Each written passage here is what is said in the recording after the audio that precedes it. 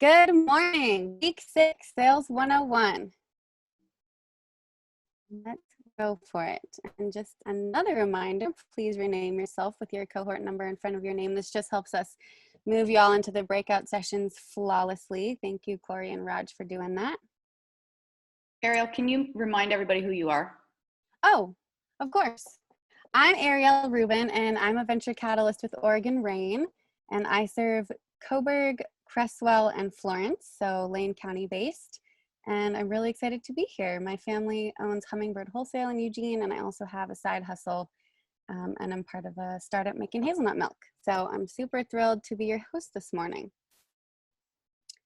So here are your cohorts, just a reminder. Again, week 6, cannot believe it, Sales 101. We are thrilled to have Marty Parisian with Singing Dog Vanilla this morning, as well as Nathan Woods from Run Gum, and I will introduce them more in a few minutes. And next week, we have our very own Raj Vable from our team, and he owns Young Mountain Tea, and he will be giving a workshop called Dollars and Cents. So really hope to have you all there. And just remember to fill out the survey if you haven't already. I know a lot of you have, but this just will help us get a sense of where you all are at, more than halfway through. And also cohort's choice is the 9th session, and we'd love to get your feedback on topics that seem more relevant to you. We wanted to leave that open because I know we've been covering so many things.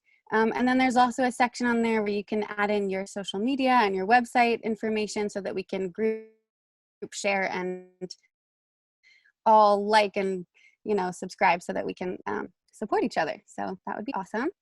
And I just wanted to share that Rachel from a few sessions ago really went full blown into answering all the questions that we had put in the chat that you all had asked in the chat.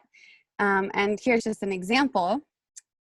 Personally, I'm tired of my inbox being filled with promo emails. Is this becoming an old method? And Rachel says, well, it's less effective than it used to be. It is by no means old. I too get tired of it, so I know what you mean, but I recommend not using yourself as a focus group. When email marketing began, we regularly saw 40% plus open rates. Now it's about 20%, but it's still considered good. That said, I echo what Trisha said. Email is a revenue generating machine, and I think Nathan is gonna dive more into that as well later. Same with Marty. And typically, anytime you send an email, you will generate revenue from it. So that is in week 4 resource folder. And I think we'll probably add it to today's email as well after the session so you all can dive into her fabulous answers. She was amazing for doing that. So thank you, Rachel.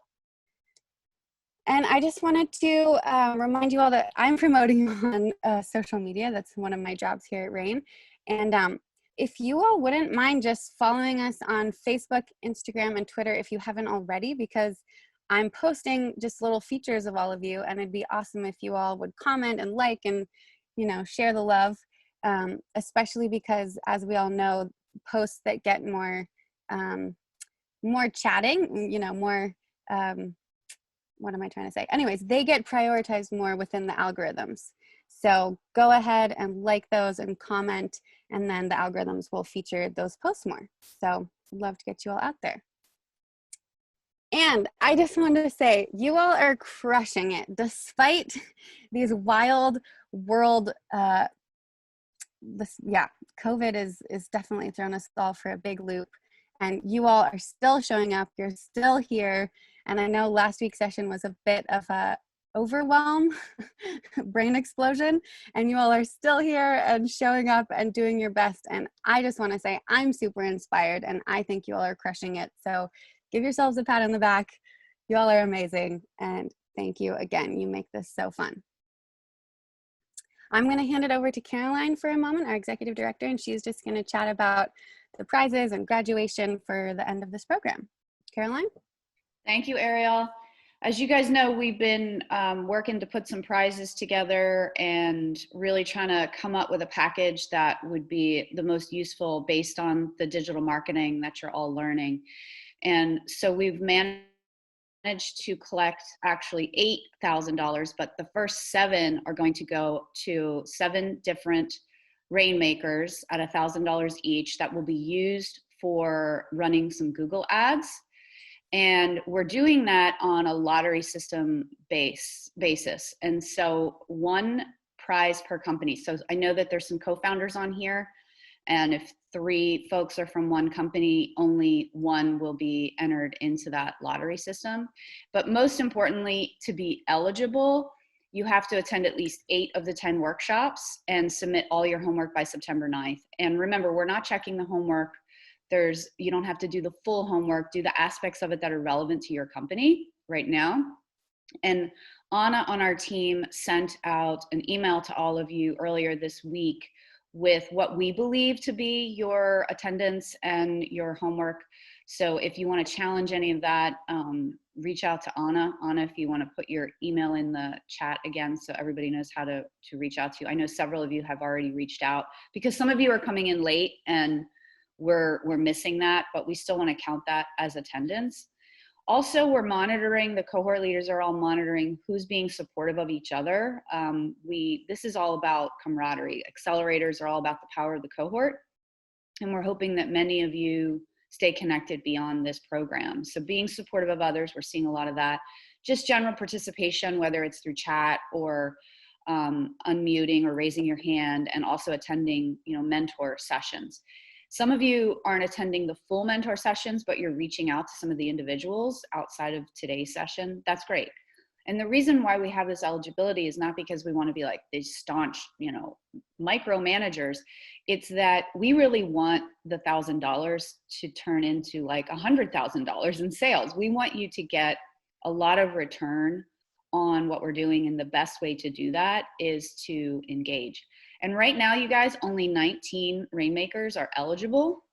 So I know there's many of you I've spoken with who are like, I'm going to get all my homework in the next couple of weeks. So please do that, because we want to have a majority of you to be able to have access to these prizes. And then the last couple sessions, I had told you we had submitted a grant application to the state of Oregon through Business Oregon to receive additional prize money, where what we were wanting to do, if you recall, was enable all of you who are eligible, who meet the former eligibility, to have access to our digital marketing partner in Portland called Anvil Media, where they were going to work one-on-one with each of you to do Google Ads, set up Google Ads. If you don't have Google Analytics set up already, or if you do, show you how to maximize it, and build a landing page for you to test a campaign, and really just show you how that funnel works. And if some of you are already doing that, but really help you optimize it. They have some really amazing tools in their tool suite to help you all. We ended up getting about a third of what we asked from Business Oregon, and I'm still in the middle of negotiating that contract with them. And I'm hoping that what we'll be able to do is still offer that, but it's going to be a smaller number of folks, maybe 30, 40 of you. But again, only 19 of you are even eligible. So please, let's get to work so that we can make sure that you get access to these prizes. And then on graduation day, September 16th, we're going to be inviting a lot of folks, elected officials, city leaders, other funders, to come and support you all for your graduation. And there's going to be an opportunity for you guys as part of your week 8 homework to submit your sales pitch video. That will be less than a minute. And there's a session, not the next session, but the following one. Caitlin from OSU Sales Academy also has a lot of private sector sales background, closing $1 million deals. She's going to be teaching you guys how to do a sales pitch. And then you'll submit those videos. Our team will review them, and we will pick 4 of the best who will actually deliver 3-minute sales pitches on graduation day. All of us will vote. One person will receive another $1,000. And the second place will receive the 90-minute consultation from Rachel, which is really valuable. So I just want to pause for a second on that. Any questions about any of the prizes or any of the eligibility that we have? And you're welcome to just unmute yourself if you want, or raise your hand. Yeah, and also post them in the chat so we can follow up with you as well. Yeah, we can also answer them as we continue with the program too. So I'll just give it like 10 seconds to see if anybody has a question. Caroline, my partner and I are submitting homework separately, but for the same project. Is that going to be combined for eligibility? Good question.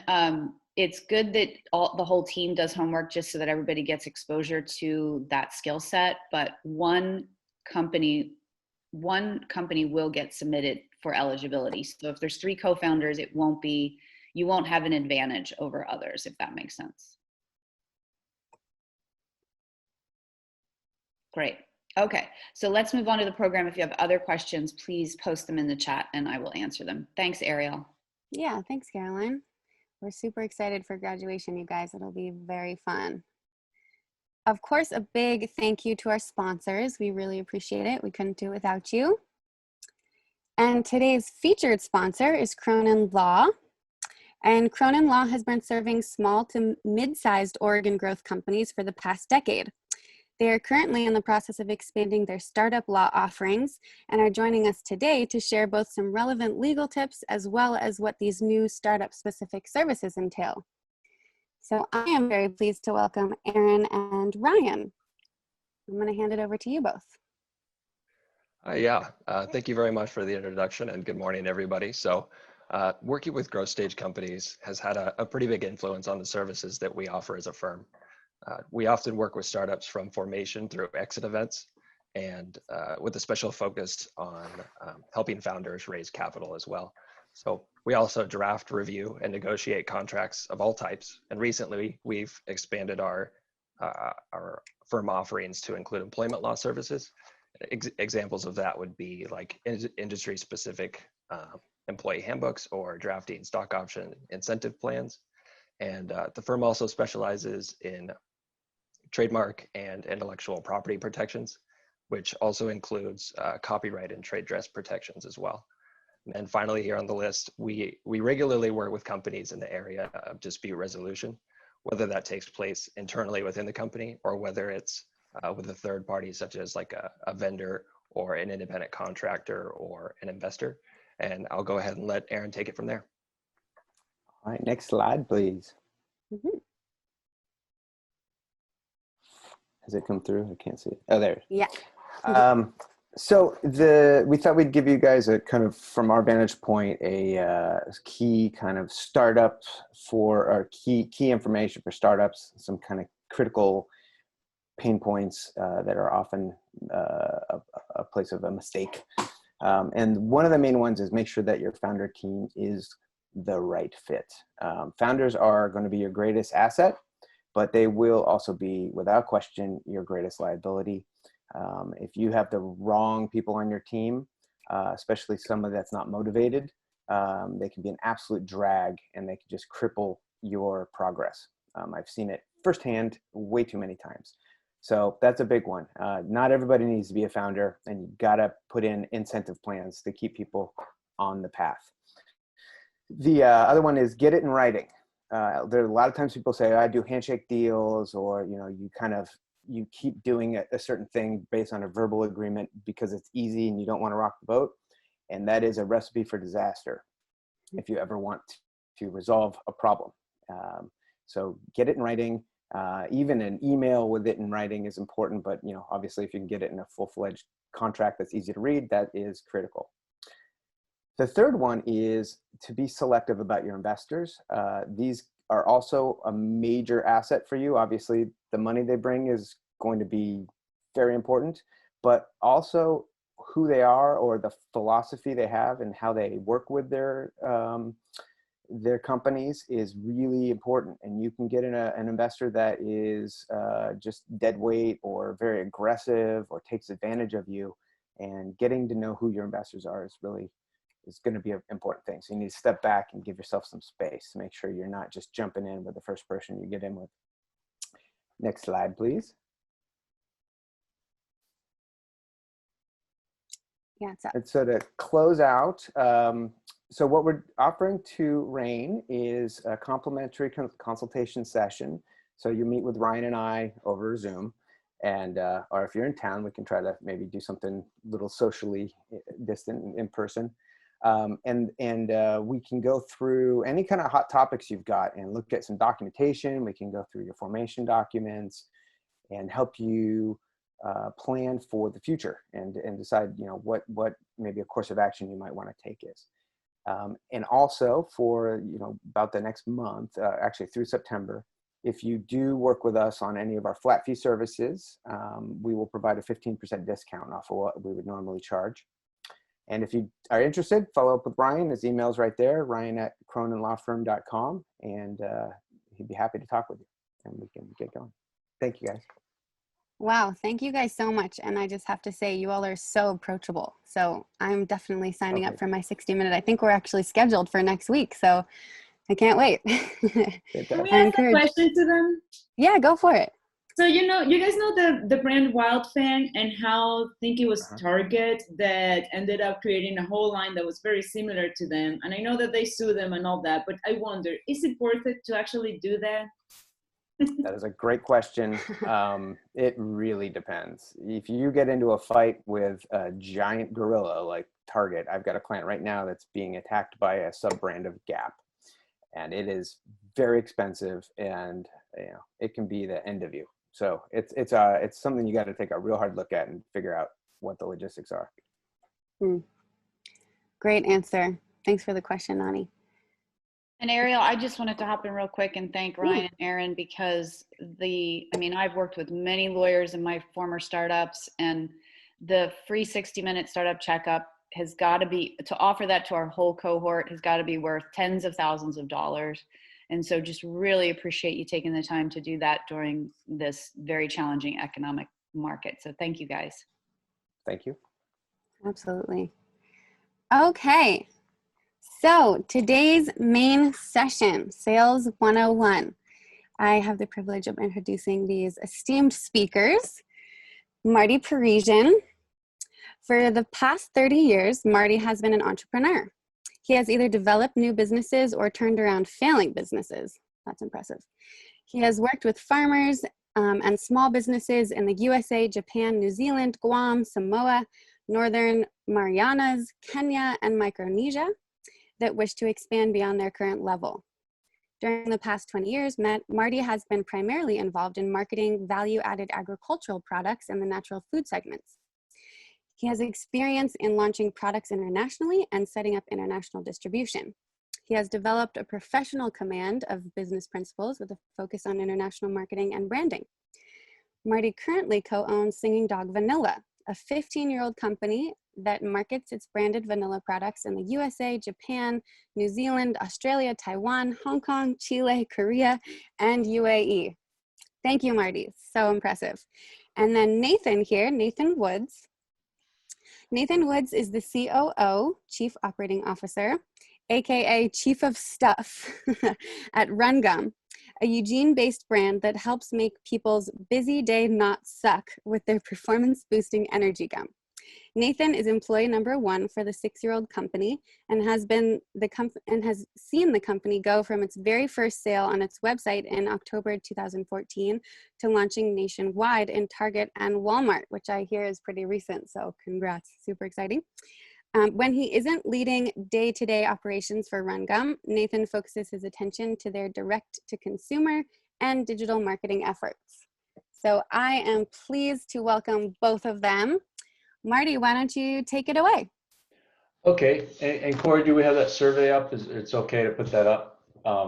And while I start talking. So what I thought we'd do this time is make sure we follow where you'd like to go. So please ask questions and interrupt in the middle. It's okay. If we end up abandoning any or all of my slides, it's okay. You know, sales training is its entire industry built around this. You have access to so much that you can't cover in just 20 minutes. So what I thought I'd do is run through exactly what we do at our company from beginning to end to landing new customers. First, let me outline, Caroline thought I should outline that, or maybe somebody told me to outline the fact that we don't use distributors. We don't pay for advertising. We don't discount. We don't coupon. we do everything to focus our efforts on that, what we call our core competency, and what you guys worked on in the beginning is the customer persona. So we focus everything on amazing our customers by knowing exactly who they are, what they need, and when they need it, and what words they use to describe what they need, so we can repeat that back to them in any of our communication with them. We don't have phone menus.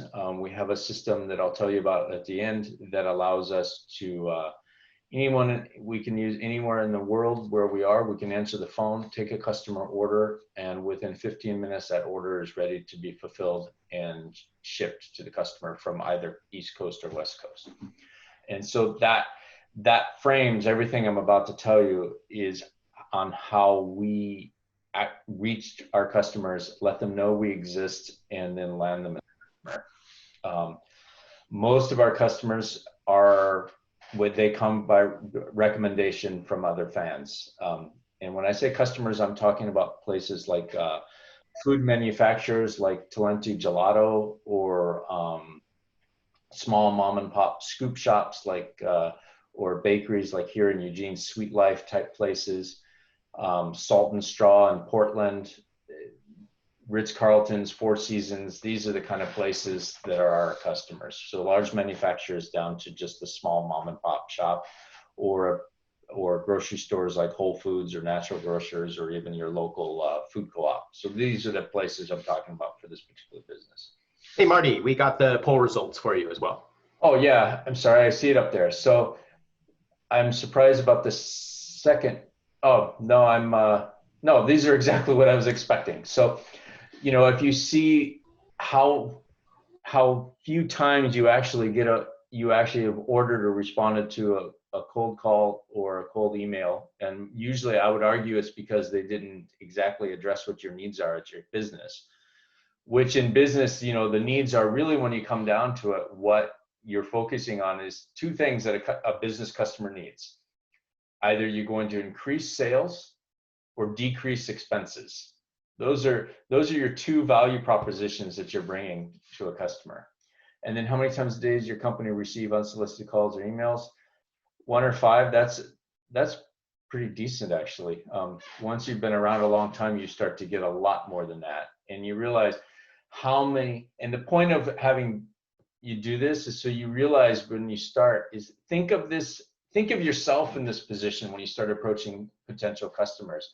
Think of how you react when you get a phone call and somebody mispronounces your name, or when you see another email that refers to your business as a restaurant when you're actually an ingredient supplier. You know, so you know to just go ahead and you hit cancel, you don't even reply.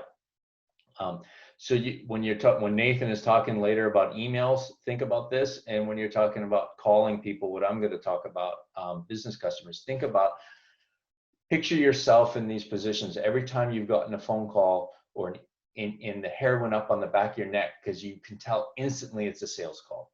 So our job is to enter the funnel, and we can move to that first slide, please. The sales funnel is the same thing you'll see. I don't see it myself, but let's see, there we go. You'll see this in pretty much any sales tool or training that you work with. It's pretty common. You're basically the whole first section, the first 5 classes of this Oregon Rain session has been about building awareness and understanding who your customers are. I'm going to tell you exactly what we do, and please interrupt if you have questions. And I can't see you, so somebody else will have to tell me if you have questions. So what we do is, first, for lead generation, we're for things like retail stores, we look for competitors or similar products and where they're selling. We know when we're trying to contact retail stores to sell our products, we know that somebody's going to be buying vanilla for baking. It's likely they'll be doing something like buying shaved coconut. They'll be buying flour, baking soda, you know, butter, milk, all of these things. So we look at all, and they're probably buying organic. And so we look at, maybe there'll be a store locator on the website for a milk distributor in a region, which will be more detailed, by the way, than a national brand. A national brand of a like product might actually just be focusing on large chains, whereas something like a small local dairy with a store locator will list every little store in the area that will use us, that will use them, and they'll be our customers as well. Restaurants are easy to find, bakeries are easy to find, commercial food manufacturers, that's another market for us. They're available in manufacturer directories. Those are available from like Food Business News or something. And so in all of your industries, you probably, because you're in that industry, you already know where to find these people. What we do is, if we find a lead, let's pretend Salt and Straw is not already a customer, and there's someone that most people know around here.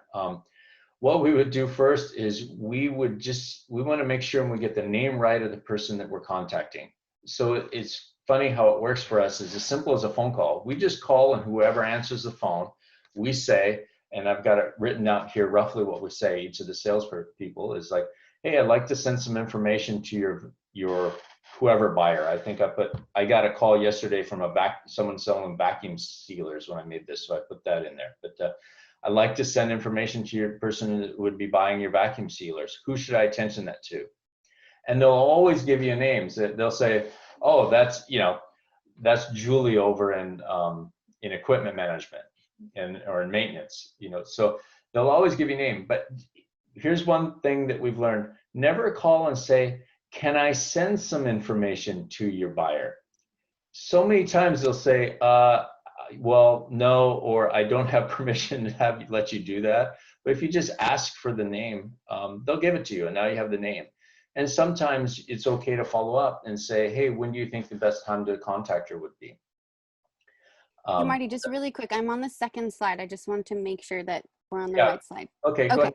Yeah, that's fine. You can move to the next one actually now. Okay, perfect. Thanks.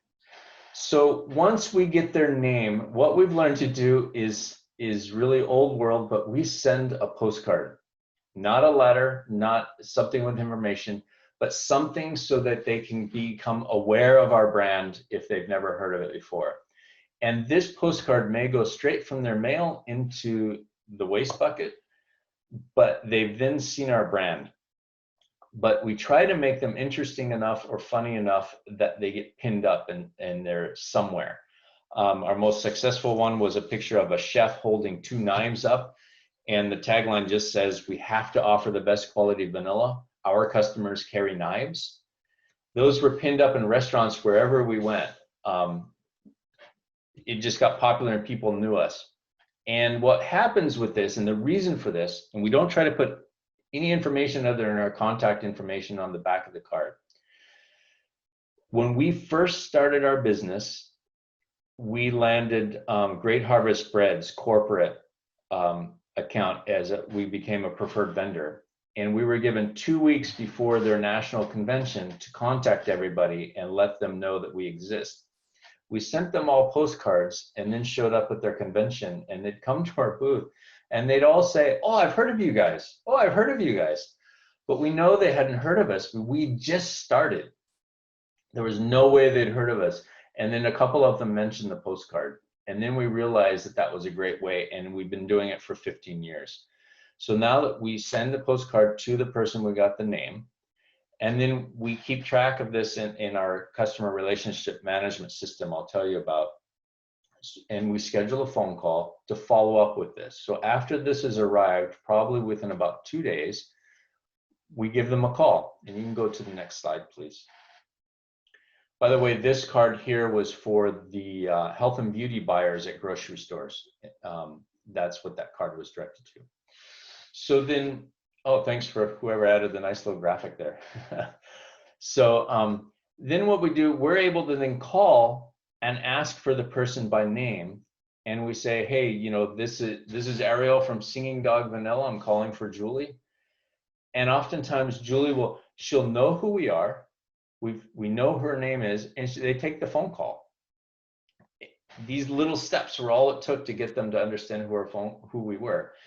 And then oftentimes they've already taken the time to look us up and they might even know us. And so we're able to jump through, we're able to even skip the interest question. But for the interest level, we just try to get something to know whether we're wasting our time or not. So for example, if you were selling payroll systems, and I'm using people that have called me all this last week when I was writing this out. So these are not all in my industry, but someone called, and if they, as they say, hey, does your company run payroll weekly or bi-weekly? If they answer the question, then you're able to get them a little more interested. If they say, no, we do the payroll ourselves, we're good, no thank you, and we can move on. Or we'll say, hey, do you handle your maintenance in-house or by contract? For us, we say something like, in your bakery, do you use certified organic vanilla or do you use conventional vanilla? Or do your customers prefer organic, or do your customers tend to prefer gluten-free? Any question that's within your industry, that's an either or question.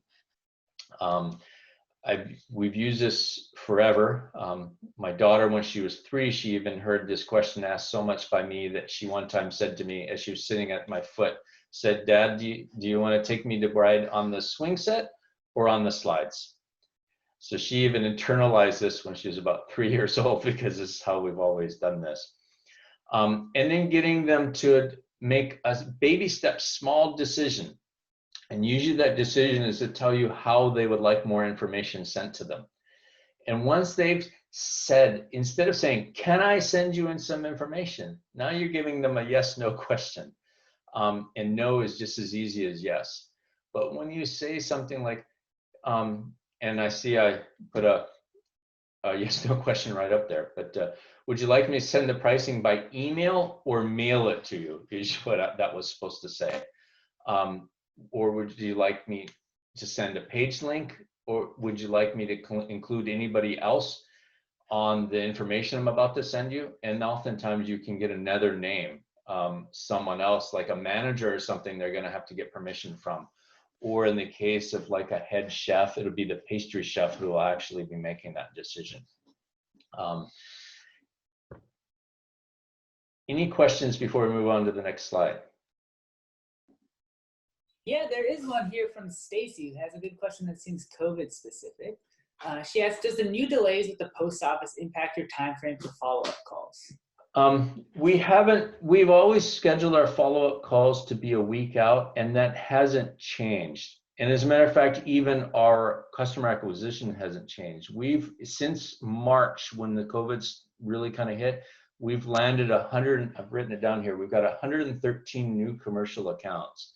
I'm not talking about any of our direct-to-consumer stuff for online. I'm leaving that all for Nathan, but we've landed another 425 new regular repeat customers online as well. But I see something about the postcard standard size I saw, but we just do the small standard size postcards, 4x6 full color. You get about 2,000 of them for about $150. But we spend a lot of time getting the wording right. And I think Nathan will talk about that with the emails, but the whole point of understanding exactly who your customers are, knowing exactly what kind of language they're using when they're, by looking up like what kind of queries or searches they're doing. Are they using the word alcohol-free vanilla or no alcohol vanilla? If you're a computer repair shop, are your customers saying, I want my computer fixed or I want my computer repaired? Something as simple as the difference of those two words makes a difference in the response rates and makes a difference in your customers understanding how you're talking to them. If you were selling auto parts here in Oregon, you refer to a car as a rig. But if you use the rig in Hawaii, they think you were talking about their fishing rod and reel setup. So, understanding your customer persona really well will really help you move down through this list and build a relationship with them. Next slide, please. And then the most important part of all this, once you've built that relationship with the customer, you start becoming, being able to talk to them. Your pitch doesn't sound canned. You're having a conversation. Don't forget to ask for the order. They're not always going to say, oh, I'd like to order. Can you please take my order? A lot of times you're going to have to say, hey, so can we get you started on our forklift maintenance program? Can we get you started on our monthly subscription candle service? I mean, you've got to be able to ask for the order, and you've got to have that ready to go and how you like to ask the order. And once again, if you really understand your customer personas, you'll know how to ask that question. An important part of our business has been able to keep track of all of this. So Raj asked me to put a screen share of our NetSuite system here, what we use, but you can move to that, please, next. But I just saw a question that went away, sorry. But one of the things that we invested in early in our company are customer relationship management tools, or CRMs. What we actually use is an all-encompassing enterprise software that includes all our accounting, all our inventory, all our customer relationship management, scheduling, inventory, at the back end for our website, everything, shipping system. And this is by NetSuite, an Oracle product. You can find some less expensive ones that you can get started with one user for free, like HubSpot or Salesforce.com, that are just for managing the sales contacts, and then move up as you add users.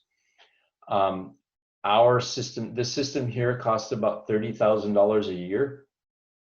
We started using it before we even had revenues. We were using this when we were a $500 a month user. And this is, in our opinion, has been one of the everything for our company. Anybody can answer the phone and pull up an account and see all the notes and see all the history, everything they're ordering, and be able to say something like, oh, I see you ordered the vanilla cherry lip balm last time, and and the order for, because you've been ordering that every 2 months. Would you like me to send that along with this order as well? Oh yeah, thanks. That's amazing that you remembered that. But it's all in our system here. Yeah, And Marty, someone's asking if your salespeople use a script, but it sounds like from what you just said, maybe not. It's not a script because each personality is different and each salesperson's style is different, but we do have a central kind of concept, but we put it in their words, in their language, and we work hard at trying to adapt our speech style to the customer's speech style. In our East Coast office, we have very New York, Boston, Philadelphia type people calling on accounts over there. And for the Midwest, we have someone from North Dakota calling in on them, and Oh, wow. we try to get people in the regions that match the style of the regions they're talking to, because that really, really makes a big difference. Interesting. Thanks, Marty. Any last follow-up before we move to Nathan? Know who your customers are and speak their language, and then none of this will be uncomfortable. It'll be like talking to someone you already know, even though you've never spoken to them before. And so, as you know from before, I'm a big fan of those customer personas. Yes, absolutely. Do you have suggestions for an anti-customer? Maybe I should actually talk about that out loud. We have figured out our market such that we market to primary care offices, and in a primary care office, there is likely to be a social worker, or is often a social worker, who may find us to be threatening. We're not actually threatening, but we've been trying to develop a plan that has both a sales pitch to the practice manager and the medical director, but also a separate approach to this person who may throw a monkey wrench into things. Any ideas? Any thoughts? And that's because you would be replacing them? They are afraid we would be replacing them. We don't actually. We work complementary, but their initial reaction is that we might replace them. Okay, so you essentially have two constituents, so two customer personas for one target. So Right. So for us, you'd be dealing with a head chef and a pastry chef, for example. You've addressed the issue right now. They're afraid that you're going to be replacing them, but you're actually going to be complementary to them. Right. And I think that's the pitch. That's what you need to present, is how you're going to help them. And in the end, it's their livelihood. So how are you going to help them increase their revenues or increase their value that they offer to your common client? If you think that they are going to be causing problems and raising objections, you can essentially address those objections to the medical office in what we call depositioning the competition. But by being very kind, let's say whatever their value proposition is you're bringing, let's say that those workers are those people are only working from 8 to 12, but you know that you're able to offer your services in the afternoon when people are off of work. Instead of saying, hey, they can't do this, but we can do this, you kind of deposition the competition by saying, hey, and we're available, our staff, because we're remote, we're available from up until 8 p.m. every day Pacific time. Or I'm trying, without knowing your industry really well, I'm having a hard time reaching that. But hey guys, I love this question. I'm just going to interrupt because we're a little tight on time. So why don't, Marty, if you wouldn't mind, we'll just, if there's more questions, we'll send them to you after the fact, and then you could maybe answer them and get a little deeper into that. Nathan, if you want to go ahead and share your slide, that would be awesome. Yeah, Marty, you can also answer some in chat too. Okay. Totally. Thank you. We're ready for you, Nathan. Here. And there's some poll questions. So yeah, my name's Nathan Woods. I am COO of this small little company here in Eugene called Rungum. And just a little history, because I know everyone's got a little business, and obviously what I'm teaching is kind of what I learned 6 years ago when we launched. I knew nothing about what I'm about to talk about.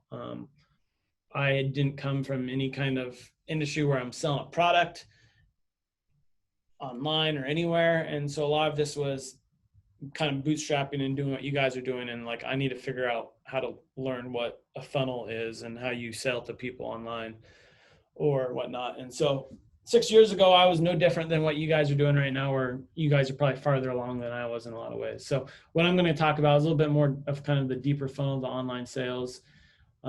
Just so you know a little bit of also just kind of history of what Rungum's done. We launched as an online business just because we didn't know how to do what Marty's doing and go after B2B sales. And so we launched online, but found some quick success because of the way we did some of our marketing initiatives and got the attention of retail. And so when we launched in 2014, we were about 3 years, we were just direct consumer.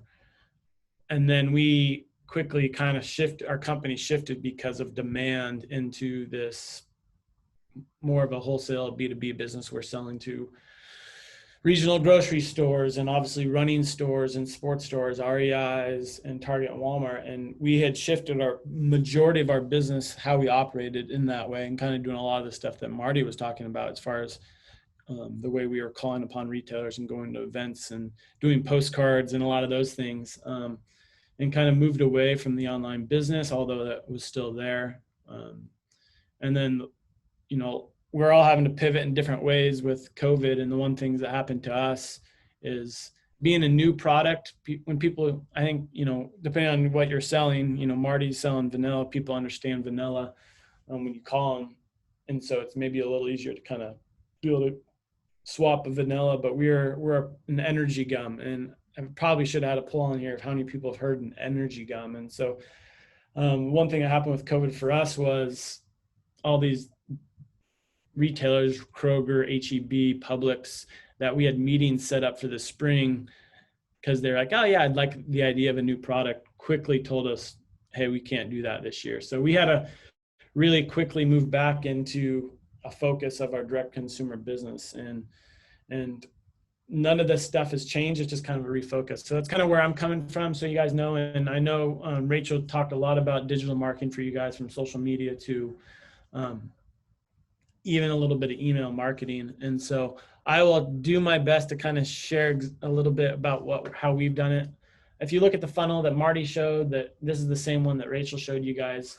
With the awareness, you do have your social media, your SEO, your digital advertising, your magazines, TV, all those original ones. What email does, and now since we're talking about sales, is email, and I put SMS, text messaging, I'll share that in a little bit, is it takes the customer from that awareness. Marty had interest. Curiosity is another kind of term of after awareness that you would put them through. And email does a fantastic job of taking someone from awareness through the consideration phase to a conversion phase or a commitment phase to them actually buying your product. And depending on if you're actually an online business, like an e-commerce business like we are, or you're selling a service, or you're selling anything that's maybe not like a direct checkout, like what we are doing is, it's the same. Email can still provide the same. A lot of the stuff that I've taken over the years weren't from direct consumer businesses, but were from businesses that sold courses and things like that. So the kind of same flow happens.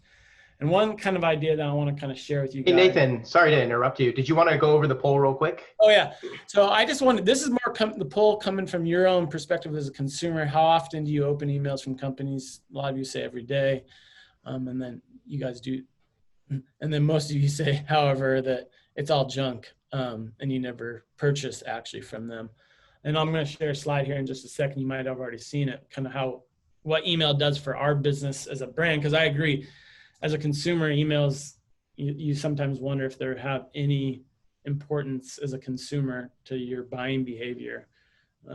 And I wonder that too. And there's always been this idea that marketers, we ruin everything. We ruined email, we ruined social media, we ruined Instagram and everything. And now we're about to ruin text messaging. But as a business owner, and you want to see sales, these channels do create it. And Rachel had a great quote there of that they actually still work. But this idea of owning your customer list, and I think this is probably a little more old school thought in this digital age, especially for a young brand like ours, that it has been so focused on Instagram and the digital platforms. But the one thing that we're realizing right now more than ever is those channels, whether Instagram, anything that Google does from an advertising perspective, is that you're kind of at the mercy of their algorithm.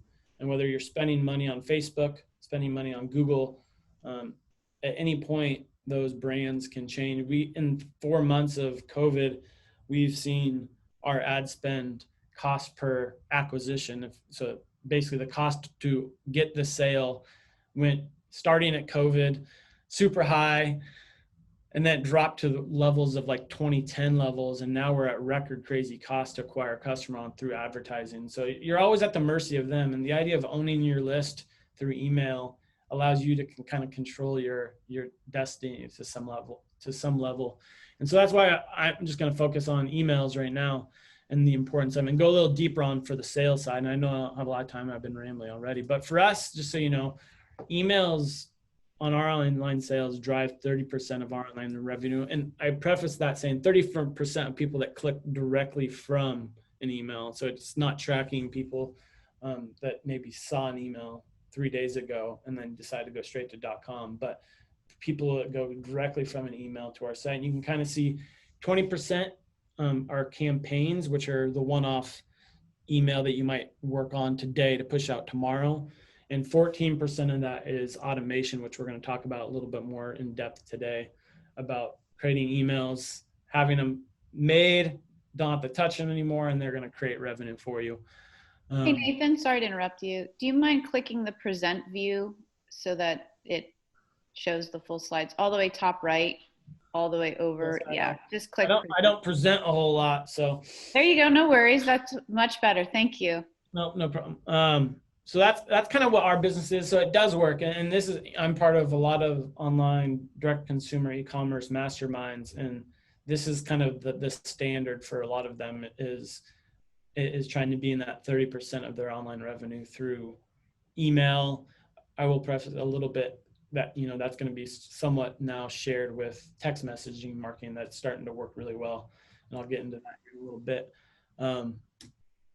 And so that it all starts, as you guys probably know, it starts with, see if I can figure this out, sorry. Go, click. Starts with the lead generation asset. I'm going to share you guys some ones that we've done. And this is kind of one little homework assignment that I think if you haven't done, kind of think about, is just some level of to generate curiosity in someone who's coming to your website is to create this lead generation asset, checklist, worksheet, ebook. If you do webinars and you're more of a service-based business doing weekly webinars or webinars every month to kind of get people in. We have a lot of success doing sweepstakes and giveaways. And then obviously for a lot of e-commerce brands, first time discount, I'm going to exit real quick, kind of share one that we've had a lot of success with. So our founder, now I know not everybody has the luxury of having a founder who's an Olympic runner.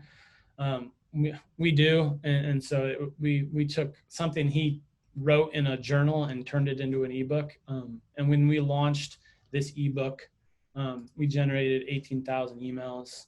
And so for us, it started with an ebook like this, 18,000 emails, and it generated, this was back in 2017, I think we generated $18,000 directly from doing this. So the importance of doing that allows you to kind of introduce, and Marty talked about a lot, just the importance of building a relationship and what a lead generation asset like this can do, followed with some emails, is you're building a relationship. We didn't ask for a sale right from the get-go. We sent them this ebook, and then we sent them some more emails, and then we finally got to a spot where we're asking for a sale. And so it's kind of very similar. And I know actually Ariel, and when I was talking to Raj, they wanted me to tell the story of how we got into Walmart and Target, and it's the exact same way. We didn't go after these big sales events or anything. We just kind of started establishing relationships with individuals that could help us, and that eventually led to getting in. But anytime you start with a sale, it's a little tougher. I'm gonna jump back to the slide here. So that's one that we've done that's done really well. And like I said, this is kind of just what we've done that's worked. Here's a few other examples that we've done. And these take maybe a day to create. A little PDF that talks about 5 ways to achieve a goal with a little worksheet.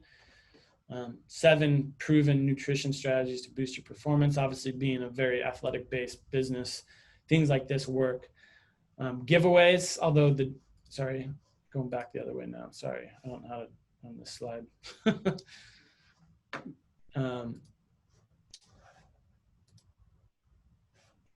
Nathan, question on this slide. Is that 18K emails or is that revenue that you got? Oh, sorry. So these are emails, new subscribers we got into our list. Sorry, Cool. So not revenue. These are just people coming into our list. That one specifically did lead to $18,000 in revenue. I'd have to look back on the other ones. The giveaway there on the bottom right that we've done with other brands, phenomenal way to build your list. A little less quality lead when you do a giveaway, just because a lot of people like to win free trips to Hawaii, but maybe less likely to buy your product. But it's kind of one of those but you get 30,000 and maybe 3,000 are quality. Another example I was going to really share, I'm kind of bouncing around, is this company, Love Wellness. They do a quiz, and I know the founders, I know their marketing guy. They do a quiz, and in the last,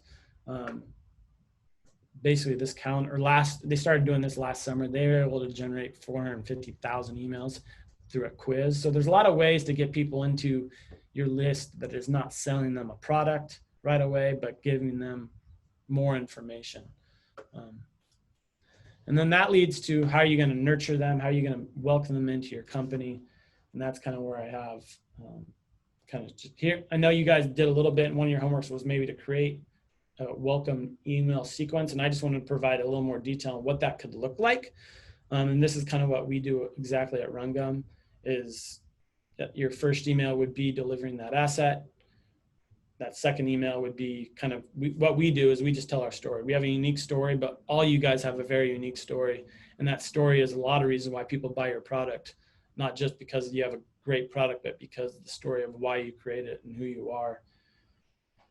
Social proof and testimonials go a long way. So we include an email that will have that. And I'll share some examples of these in the slides next. And then what we do, and then you kind of slowly get farther into what we have, how it works, and then emails that follow up with just the actual offer. I'm going to exit again.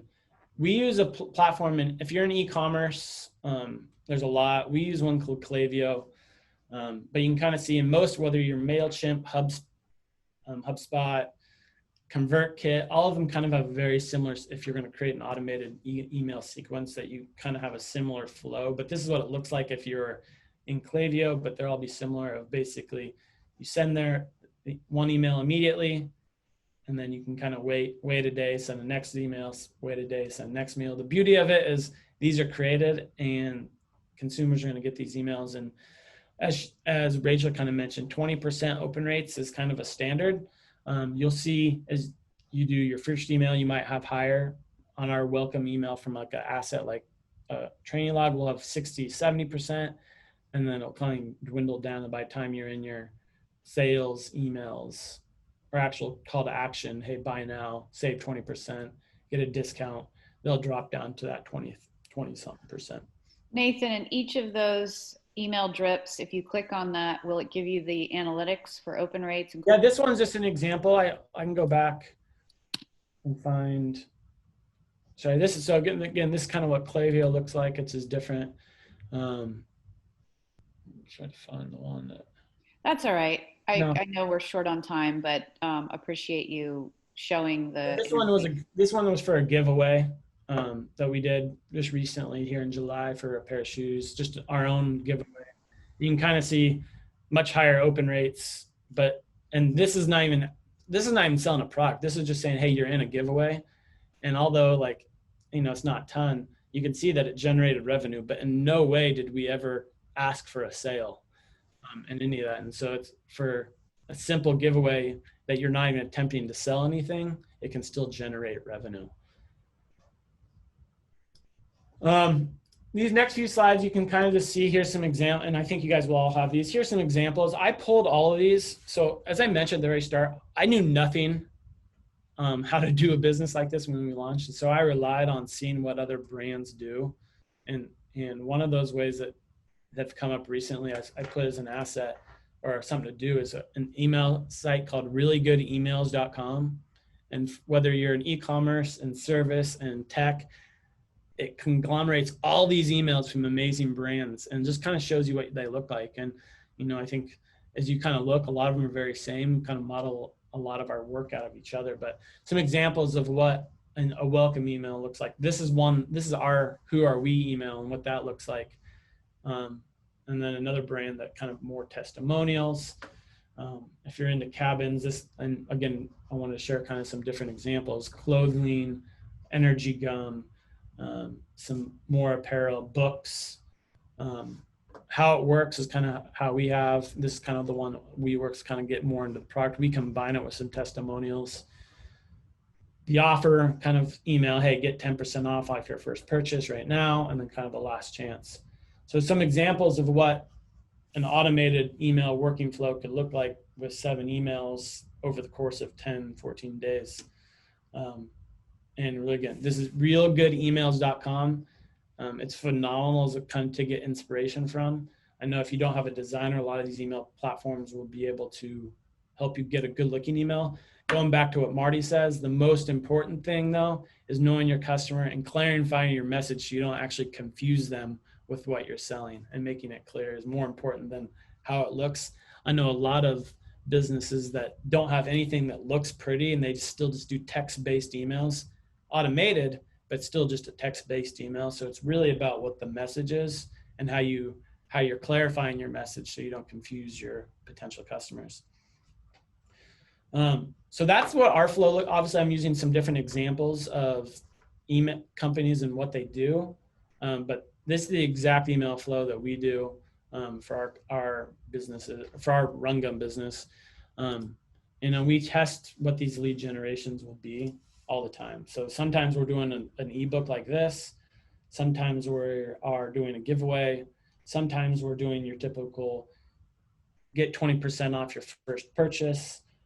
So we're always kind of playing around with that and doing something different. We're building actually our own quiz right now because we've seen so much success from brands doing quizzes. And so don't think that you do one, you call it good. Like you can see, like these are just 4 of probably 40 that we've done. We're an energy gum company. So before I get out of kind of my segment, I do want to highlight the power of SMS right now and text-based marketing. Again, marketers ruin everything. So someday this is going to be not as good. But right now for our business, open rates are 90%. So because everyone's opening their text message. But click-throughs are 50 to 60%, where email you're down to that 20% and maybe get a click-through of 1 to 2 to 3%.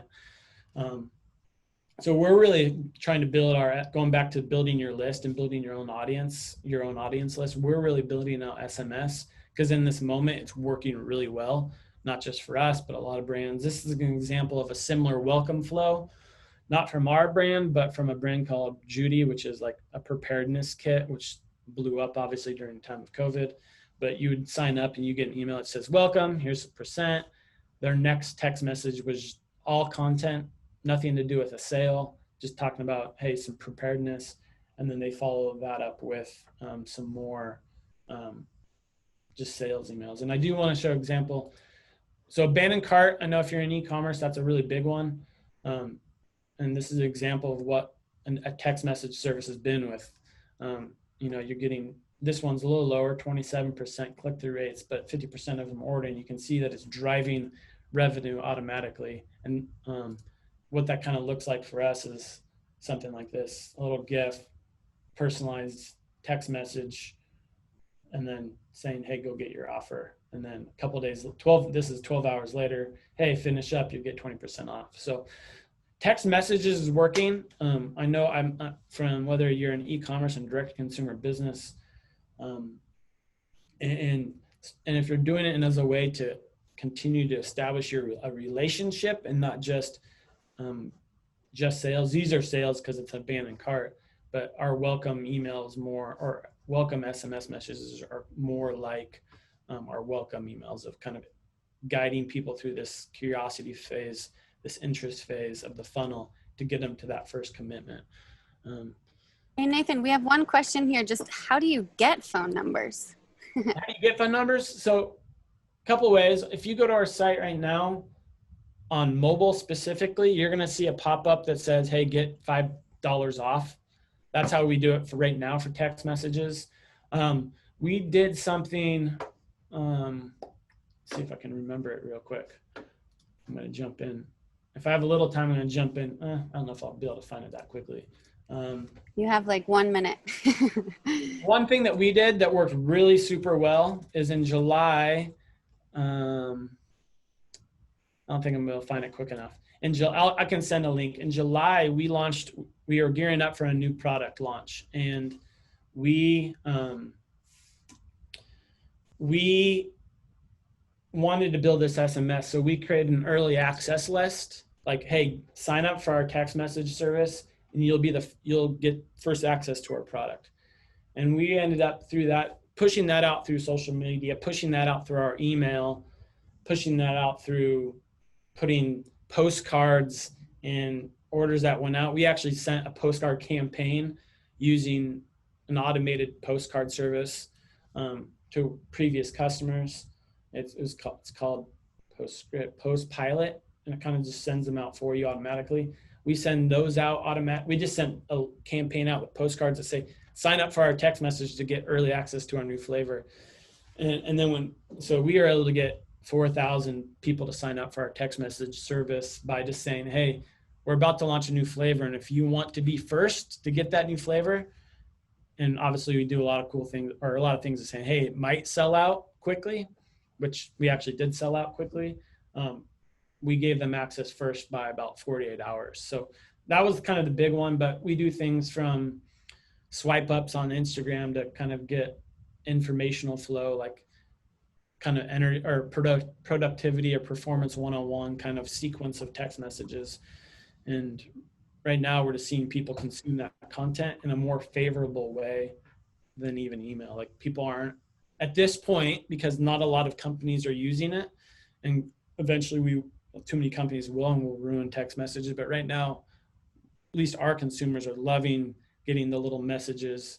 And like I said, on a broadcast level for SMS for us, like on a weekly basis, we're never sending out a sales email. We're sending out, hey, check out this new video that we produced or that we made, or hey, here's a quick tip to find energy or to get your run in during the heat. So that's the type of message we're sending people. But Interesting.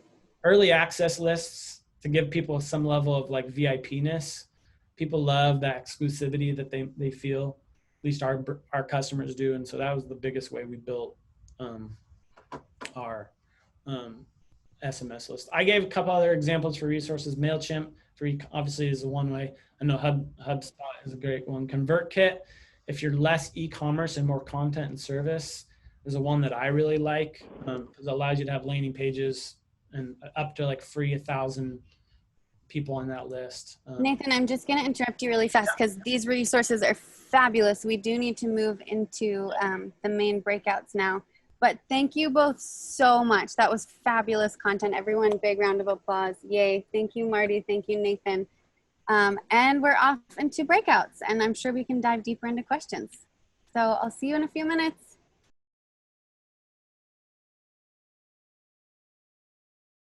Welcome back, and thank you again to our amazing speakers. Our homework this week, designed by Marty and Nathan.